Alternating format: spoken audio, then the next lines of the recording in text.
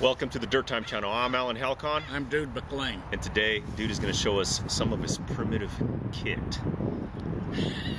And it's very secretive. Yeah, very. I want to talk about primitive for a second. One of the things that I believe, and I've had people ask about, I've seen written questions and so on, I think people are, is kind of a bugaboo about primitive. Bugaboo. A bugaboo. Okay.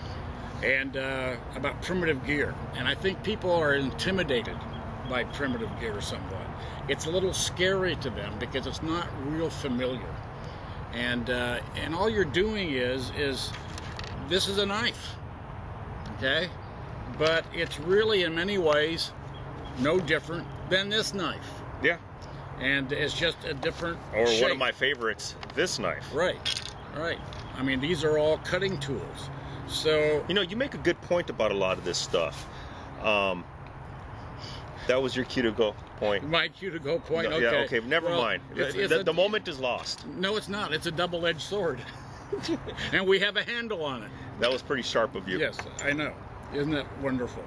And then, of course, you can make a knife like this. I really like that. This is flint knapped. Roughly. Not the greatest job in the world, but it's functional. And it's held together with hide glue and rawhide. So that works. This is a Peruvian sling. This is made, you know, from llama and so on. Okay, dude. Why do you have this? There's a reason for this. No, I'll tell you why, folks. Because I've seen Dude in a tuxedo and whatnot, and this just goes right here, just right there. That's right. There you go. Right. It always works well.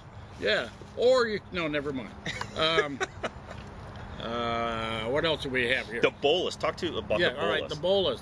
The Bolus are something that you can put together pretty easily. This is put together with pebbles. Okay, you can hear those pebbles, and this is a very effective tool. You can get rabbit, you can get birds, you can get pheasant. You can get birds that fly. You can get doves, quail when there's a whole bunch of them because they don't go very high off the ground.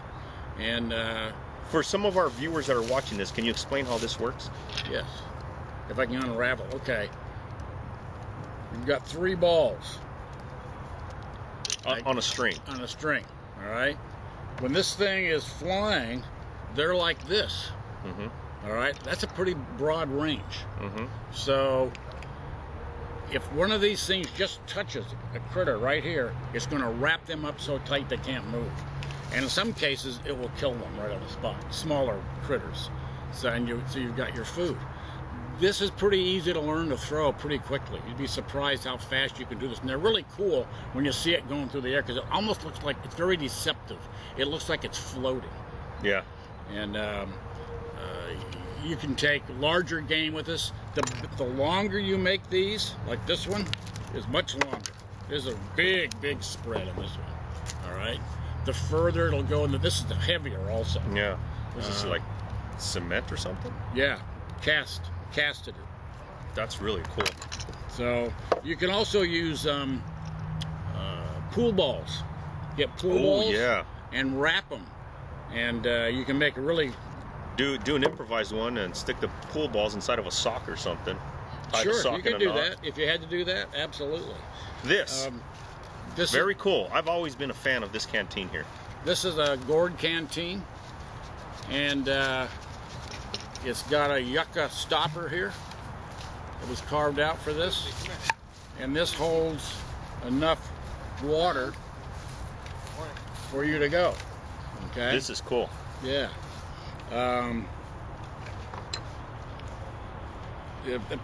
Most primitive canteens are gourds. There are some done with leather.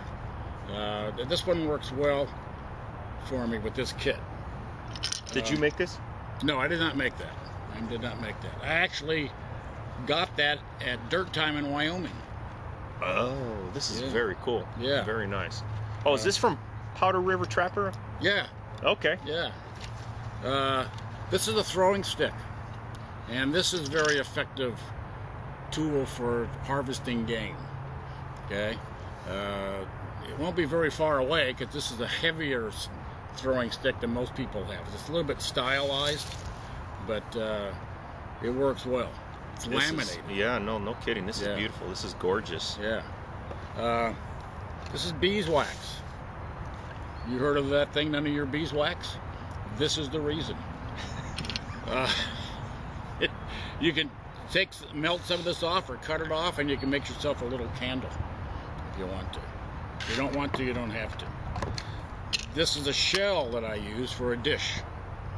Okay, so it's all primitive. And by the way, a lot of indigenous peoples here, the native peoples, there was a lot of trading going on. They found that the trade routes that were here before the Europeans came, the trade routes in many cases were thousands and thousands of miles long. So there was a lot of things being traded all over the place. And just because you don't find something in one area, it doesn't mean they didn't have it. This is my bow, and my drill, and my hearth. Oh, and my top piece is out of sight for making fire. But I cheat a little bit, and I'll take a flint and steel here with me. Well, that's not exactly primitive, dude. I said I'll cheating a little bit. Well, I mean, when you want to cheat or something like that, like a big lighter works really well. A road flare or something like that. Yeah, but I'm not talking about those. I'm talking about just I'm sorry. cheating. This is a white lie. Okay. Because I'm going to have fire one way or the other. This is a horn cup. That's a pretty horny looking cup. It is a horny looking cup. These are oak galls. And the oak galls I use as a tinder. And you cut them in half. And we've talked about they make great fishing floats. That's right. And I have some of those somewhere, but I didn't find them for this. And this is something I invented called fire air. He reinvented the straw. No, I invented the straw. Oh, that's right. So soon you forget. I forgot how old you are. That's right. He still has his dinosaur parked in the parking lot. Yeah. So what happened is could be that when you have your tinder out in front of you like this and you're blowing on it, and a lot of people, you should really hold it up above your head so you blow up instead of having all the smoke come back in your face. But this will help you by blowing through this, and it concentrates the air on that coal and can help you get your flame. How often do you get an opportunity to go out and practice your basic wilderness living skills with your primitive kit? Okay. Probably at this point in my life. In your youth? Yeah, I'm not entering my second childhood because I haven't left my first one. So, I'll remember that. Maybe 2 or 3 times a year is all now. I don't get out like I used to. I mean, because we've talked, and you've gone for like a month, 2, up to 3 months at a time. Yeah. And you'll just disappear off the face of the earth. That's my job. My feeling is you've gone up into the mountain to go get the 10 Commandments or something like that and come back down, but what do I know? Yeah. Anyway, this is a great kit. I'm Alan Halcon, Dud'e McLean. We'll see you next time on DirtTime.com. Check your 6 that way.